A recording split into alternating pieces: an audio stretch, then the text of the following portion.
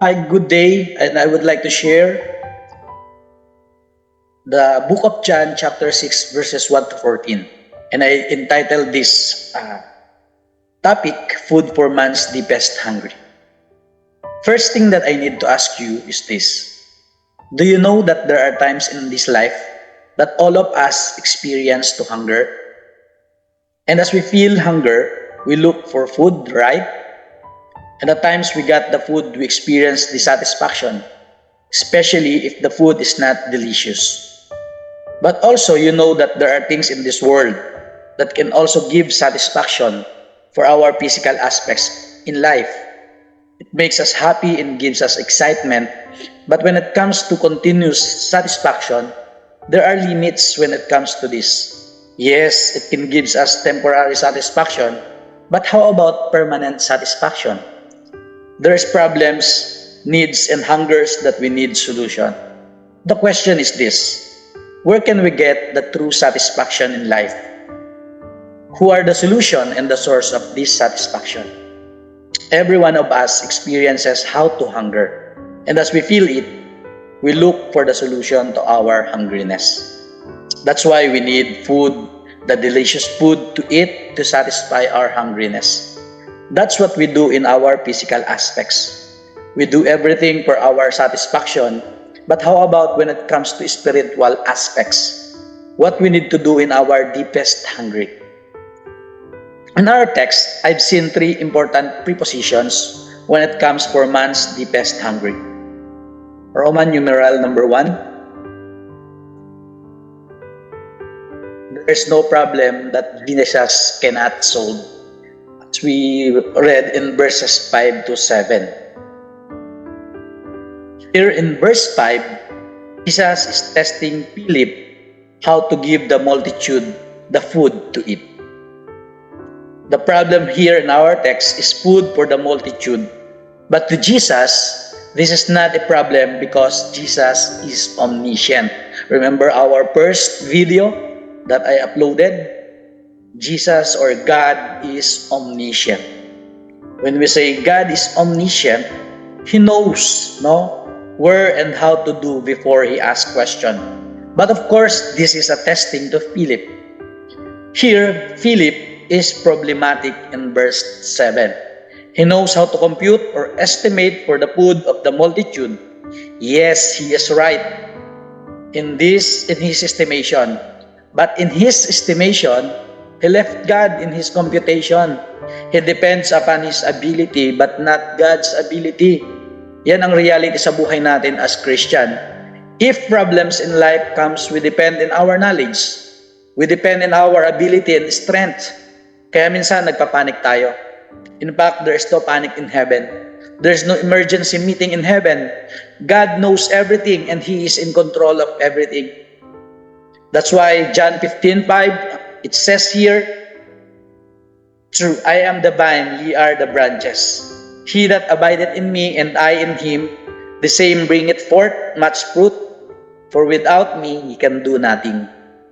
God is very important to us. Kaya kung wala siya sa buhay natin at hindi tayo naka-abide sa Kanya, wala tayong magagawa. If you are in Christ, there is no problem that He cannot solve. He is able to solve your problem. Remember that He is a sovereign, omniscient, omnipotent, and He is God. Isang kwento ng batang intusan ng kanyang tatay para itulak ang malaking bato. Ngunit sa kanyang pagtulak, ay inubos na niya ang kanyang buong makakaya para maitulak at mapagalaw ang bato. Ngunit bigo siya sa kanyang pagtulak. Kaya tinanong siya ng kanyang tatay, "Napagalaw mo ba ang bato?" Ang sagot ng bata, "Tay, hindi ko po mapagalaw.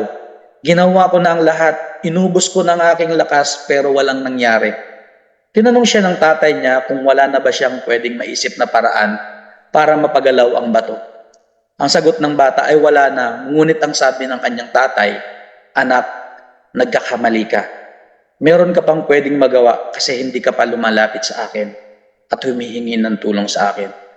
Ganyan tayo minsan, para tayong kwento ng bata na inubos na natin ang lahat ng ating lakas to solve our problem. You give your best pero walang nangyayari kasi wala si God sa ginagawa natin. Hindi tayo lumalapit sa Kanya. Hindi tayo nagtitiwala sa Kanya. Ginagawa natin ang lahat ng wala siya. Can I say to you this, that there is no problem that Jesus cannot solve? Kaya kung may problema ka, ipagkatiwala mo yan sa Panginoon. Huwag mong sayangin ang lakas mo. Trust Him. Roman numeral number 2. There is no person that Jesus cannot satisfy. In verses 8 to 11. Here in these verses, lad is mentioned by Philip. That this lad has 5 barley loaves and 2 small fishes. The good thing here, when it comes to the attitude that this lad are, number 1, or letter A, he transferred his lunch to Christ. He gave his loaves and fishes. Hindi niya pinagdamot na ibigay kay Jesus kung anong meron siya. Para sa kanya, Jesus should be Lord of all. Ano mang meron siya ay tinuturing niyang hindi sa kanya. At anong ginawa ni Jesus? Taken it by Jesus or by Christ in verse 11. Jesus took the loaves, in verse 11. And truly, when you entrust everything to God, God is honored and glorified. Not only taken but touched by Christ. When Jesus distributed His disciples and later transformed by Christ, He transformed the limited loaves and fishes that makes everybody full. Here, the lad was used by Jesus, not Philip, Peter, and Andrew. The lad gave kung anong meron siya.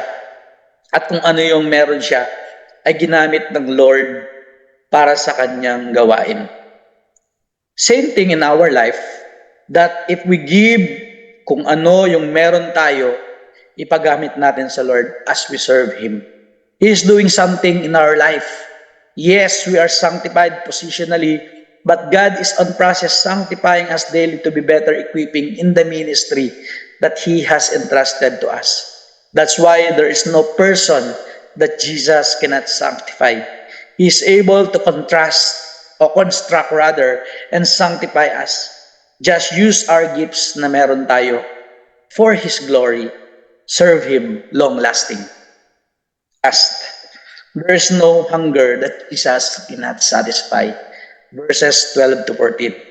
Truly, the multitudes here filled and satisfied. In fact, Jesus is our spiritual bread in succeeding verses. In verses 25 to 29. He is supernatural bread in verses 30 to 33. And also, He is satisfying bread in verse 35. Today, our spiritual bread is the Word of God that makes us satisfy. There's no spiritual hunger that the Word of God cannot satisfy. Only the Word of God, Jesus, will help us to solve our spiritual deepest hungry. The question is, how is our Bible reading? Nakakapagbabasa pa ba tayo ng Word of God? Inaaral mo pa ba ito at nagme-meditate ka pa ba? Nakakarinig ka pa ba ng Word of God? Ng mga preacher, mga pastors, o kung sino mang nangangaral sa atin ng salita ng Diyos. Kaya minsan nanghihina ka kasi gutom ka spiritually. Kasi walang pumapasok sa nutrients or ng nutrients sa buhay mo. This time, why not solve your deepest hungry? I hope and pray that you will continue to learn God's Word.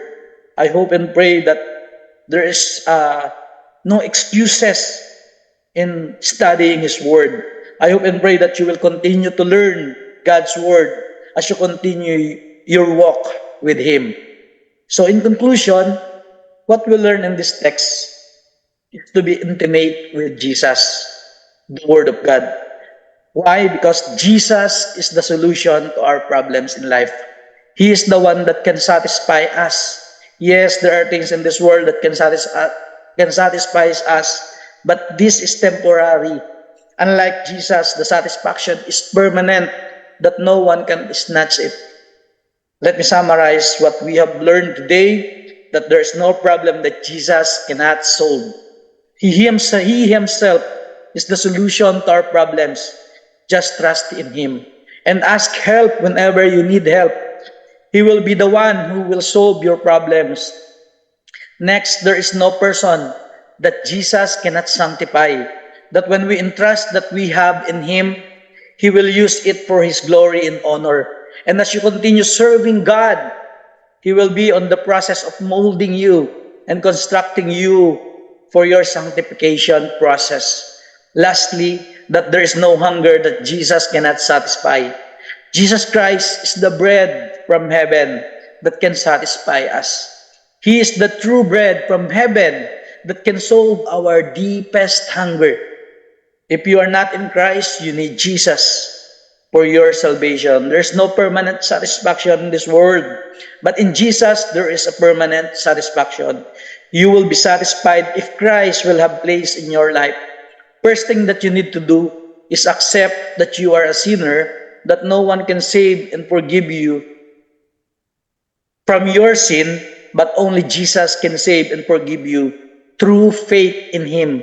Just believe in the Lord Jesus and thou shalt be saved. And after believing, you confess your sins and Jesus is willing to forgive your sin. If you are a believer of Christ and experiencing a deepest hunger of Christ, first repent to your sin and go back to your first love to Him. And continue in the faith that you have in Christ. Continue to learn His Word and be sanctified with His Word. God loves you so much, that's why you heard this preaching. Just focus in Him once again and solve your deepest hunger for God. God bless you so much. Thank you, guys.